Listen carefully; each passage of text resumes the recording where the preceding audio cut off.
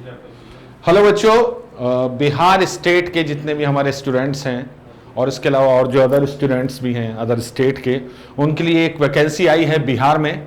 ठीक है, तो ये वैकेंसी आपकी पब्लिक सर्विस कमीशन की तरफ से है, लोक सेवा आयोग, आप देख सकते हैं। तो ये जो आपकी वैकेंसी है इसमें कुल 28 पद हैं। अब ये वैकेंसी किस चीज की है बच्चों? वैकेंसी है ये मोटर यान निरीक्षक।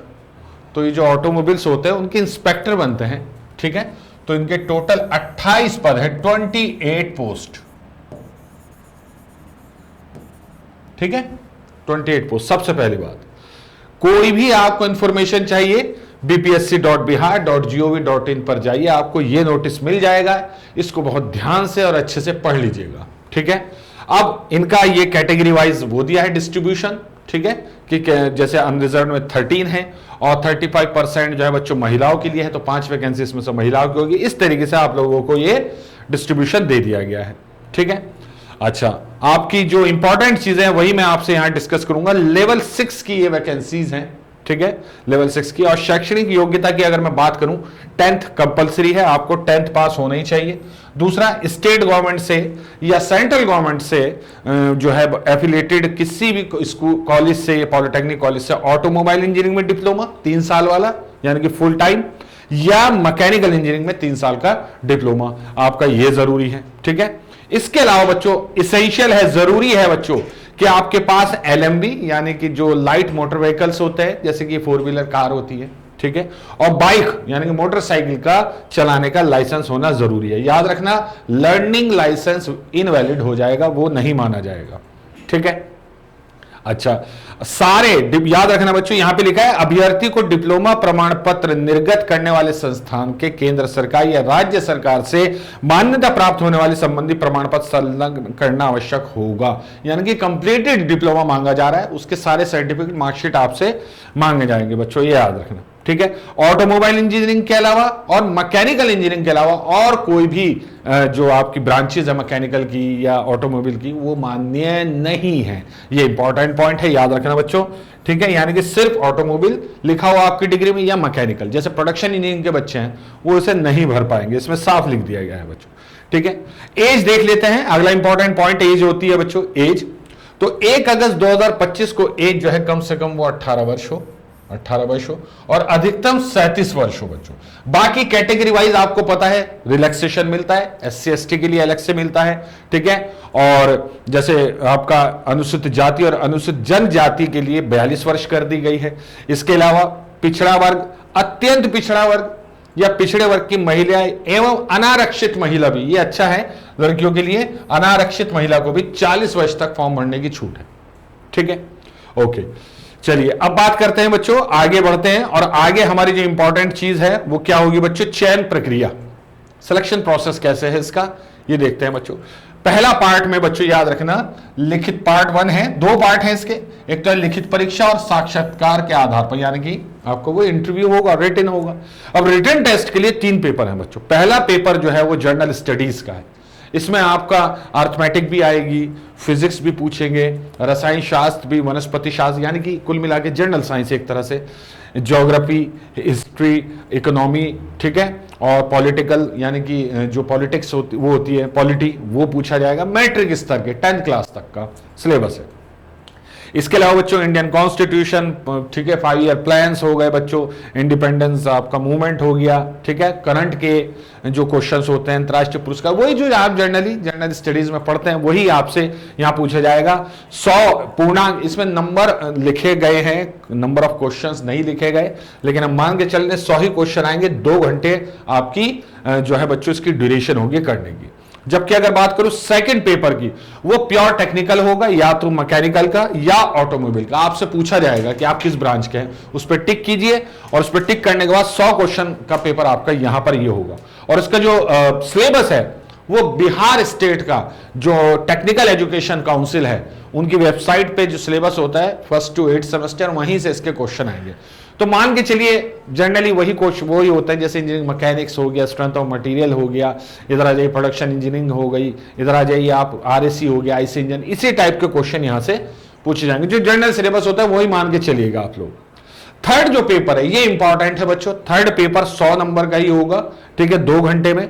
और जो बिहार का मोटर एक्ट है उसकी जो नियमावली है 1992 में ये अपडेट हुई होगी, ठीक है, और केंद्रीय वाहन नियमावली और मोटर वाहन अधिनियम, इन तीनों के नाम नोट कर लेंगे आप लोग, और इन तीनों को डाउनलोड कर लीजिएगा, वेबसाइट से मिल जाते हैं किसी भी।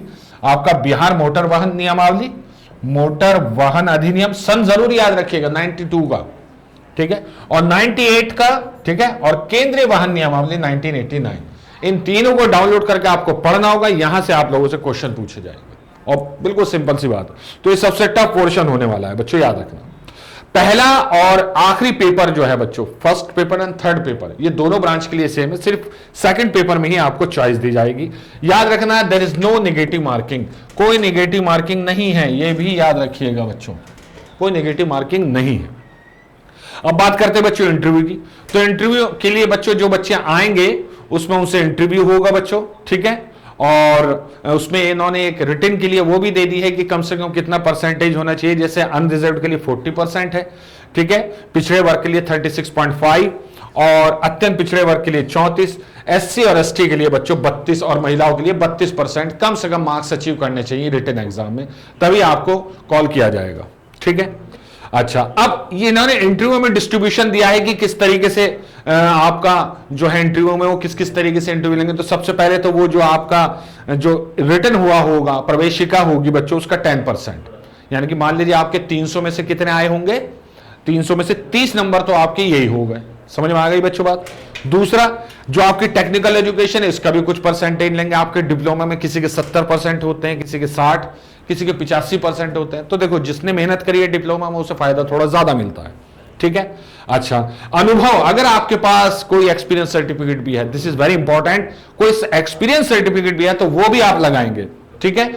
आप इसमें याद रखना बच्चों कि न्यूनतम अर्हत अवधि के पश्चात अतिरिक्त प्रत्येक पूर्ण वर्ष पर 3 अंक, यानी कि हर साल के 3 अंक मिलेंगे। मान लीजिए किसी बच्चे को 3 साल का एक्सपीरियंस है तो उसे 9 अंक मिलेंगे, लेकिन अगर किसी को 4 साल का एक्सपीरियंस है उसे भी 9 अंक ही मिलेंगे, क्योंकि मैक्सिमम अंक जो हैं, जो मैक्सिमम मार्क्स हैं बच्चों एक्सपीरियंस के, वो 9 है, 9 अंक है। क्योंकि फ्रेशर भी अप्लाई करेंगे ना तो ज्यादा नंबर नहीं दे सकते यहां पर, ओके। इसके बाद आगे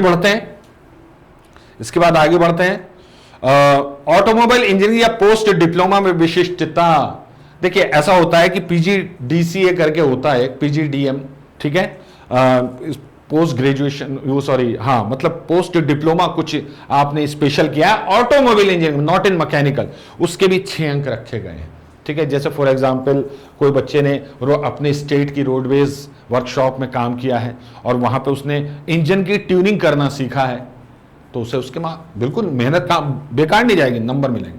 और बाकी साक्षात्कार के 25 मार्क्स हैं। तो इस प्रकार जो लास्ट मेरिट लिस्ट बनेगी वो 450 मार्क्स में से बनेगी।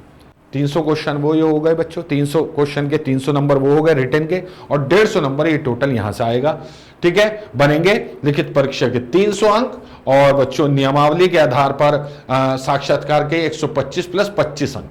समझ में आ गई। ये तो आपके मेरिट नंबर्स हैं, और 25 अंक क्या हो गए बच्चों आपके इंटरव्यू के, ठीक है। तो 450 में से बनेगी बच्चों, याद रखना। अब मान लीजिए बच्चों ने, बहुत ही कम बच्चों ने फॉर्म भरा कि उन्हें रिटर्न कराने की जरूरत महसूस नहीं हो, यानी कि एक सीट पर सिर्फ 10 बच्चों ने ही फॉर्म भरा, which is quite impossible now days, but still अगर भरा तो वो डायरेक्ट आपका 150 मार्क्स का इंटरव्यू लेंगे, इसी तरीके से डिस्ट्रीब्यूट करेंगे उसे, और आपका सेलेक्ट कर लिया जाएगा, ये याद रखिएगा, ठीक है। तो अनुभव प्रमाण पत्र ऑनलाइन भरने की अंतिम तिथि 3 जुलाई है, यानी कि जिसे एक्सपीरियंस है वो 3 जुलाई तक अपना काम निपटा देगा, याद रखना बच्चों, ठीक है। और अनुभव प्रमाण पत्र जैसे फैक्ट्री के मैनेजर से या डायरेक्टर से आपका साइंड होना चाहिए, तभी कुछ हो पाएगा बच्चों, ठीक है, ओके। इसमें सब होनी चाहिए, सैलरी स्लिप वगैरह सब मांगते हैं वो, ठीक है। तो इन नोट्स को अच्छे से पढ़ लेना, कैसे कैसे जिनके पास एक्सपीरियंस है वो जरूर इसे पढ़ लेंगे, ठीक है। बाकी आरक्षण वगैरह है और कुछ जो इंपॉर्टेंट चीजें आरक्षण वालों को अपना पता रहता है, कोई ऐसा इशू नहीं है बच्चों, याद रखना, ठीक है, ओके। अब हम बात करते हैं बच्चों इसमें कुछ और इंपॉर्टेंट चीज की, जैसे कि एक इंपॉर्टेंट चीज होती है कि डेट, लास्ट डेट क्या होती है बच्चों, लास्ट डेट क्या होती है, ठीक है। अच्छा, क्या क्या देना है आप लोगों को ये भी बताया गया है, ठीक है। जब आप वहां जाएंगे इंटरव्यू में तो आपको क्या चाहिए, पूरी लिस्ट दी गई है, ठीक है। तो ये देख लेना, जिसका सीजीपीए हो वो अपना मल्टीपल फैक्टर ढूंढ ले, जो भी उसकी मार्कशीट के पीछे लिखा होगा उसी के अकॉर्डिंग परसेंटेज अपनी बताएगा बच्चों, ठीक है। ओके, ठीक है। शुल्क की बात कर लेते हैं। एग्जाम फॉर्म फी कितनी है बच्चों? तो अनरिजर्व के लिए 750, ठीक है। अच्छा, SC ST के लिए 200 रुपए का। सभी आरक्षित अनारक्षित वर्ग महिलाएं किसी भी तरह की है, ठीक है, फीमेल कैंडिडेट है 200, ठीक है। बाकी सबके लिए 785 लिखा हुआ है बच्चों, याद रखना, ठीक है। तो इसमें हो सकता है कुछ ऑनलाइन चार्जेस भी लगे आपके फीस जमा करते हो, वो तो आपको पता ही है, इतने फॉर्म भर चुके होंगे अब तक, ठीक है। ओके, कब से स्टार्ट हो रहा है फॉर्म भरना? एक्चुअली हो चुका है, 10 जून से स्टार्ट हो चुका है।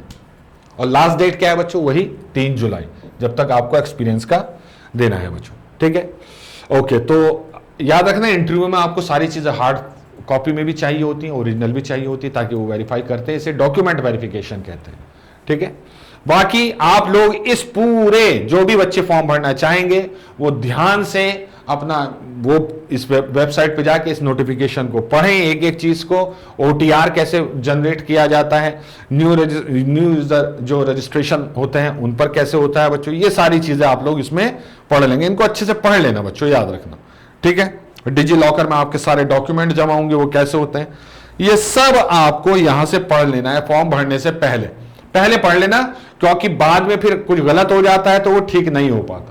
स्टेट का मामला है, सेंट्रल गवर्नमेंट तो बहुत सारी चीजें प्रोवाइड कराती है, लेकिन स्टेट गवर्नमेंट नहीं प्रोवाइड कराती, ठीक है। तो चलिए, अगर आपको इससे रिलेटेड कुछ और भी जानकारी चाहिए होगी तो आप लोग हमारी इसी वीडियो के कमेंट बॉक्स में जाके कमेंट ड्रॉप कीजिए, ताकि हम लोग उसे पढ़ के आपकी क्वेरी को फुलफिल कर सकें, ठीक है। और इससे रिलेटेड देखिए, मैकेनिकल इंजीनियरिंग का जो सिलेबस है वो मेक इट इजी पर अवेलेबल है। तो जो भी सब्जेक्ट कॉमनली आते हैं एग्जाम में, हम भी देखेंगे कि बिहार टेक्निकल एजुकेशन काउंसिल है उसका सिलेबस क्या है, उसमें से जो मेन सब्जेक्ट हैं जो जनरली सभी तरीके के एग्जाम में आते हैं वो तो आपको प्रोवाइड करवा ही दिए जाएंगे, ठीक है। तो जल्दी उस पर भी, अगर आपको कोर्स चाहिए तो कमेंट बॉक्स में लिखिएगा, ठीक है। ऐसे हम कोर्स लॉन्च नहीं करेंगे, आपको बताना पड़ेगा कि हाँ सर हमें चाहिए या नहीं, ठीक है। तो ध्यान से इसे पढ़िए एक बार अच्छे से। कोई शंका है मन में तो वो आप कमेंट बॉक्स में लिखिए, या फिर हमारे टेलीग्राम नंबर पे किसी भी तरीके से भेजिए, ठीक है। हम उसे शंका को दूर करने की कोशिश करेंगे। और अगर आपको कोर्स चाहिए तो उसकी भी जानकारी हमें आप लोगों से ही चाहिए, क्योंकि कोर्स लगभग हर सब्जेक्ट का कंप्लीट है। आपको जस्ट उठाकर हमें एक पर्टिकुलर सेक्शन में डालकर दे देना है, ताकि आप पढ़ना स्टार्ट कर दें, ठीक है। चलिए, मिलेंगे किसी और इंफॉर्मेशन के साथ, फिर आऊंगा आप लोगों के सामने। तब तक के लिए thank you very much and all the very best.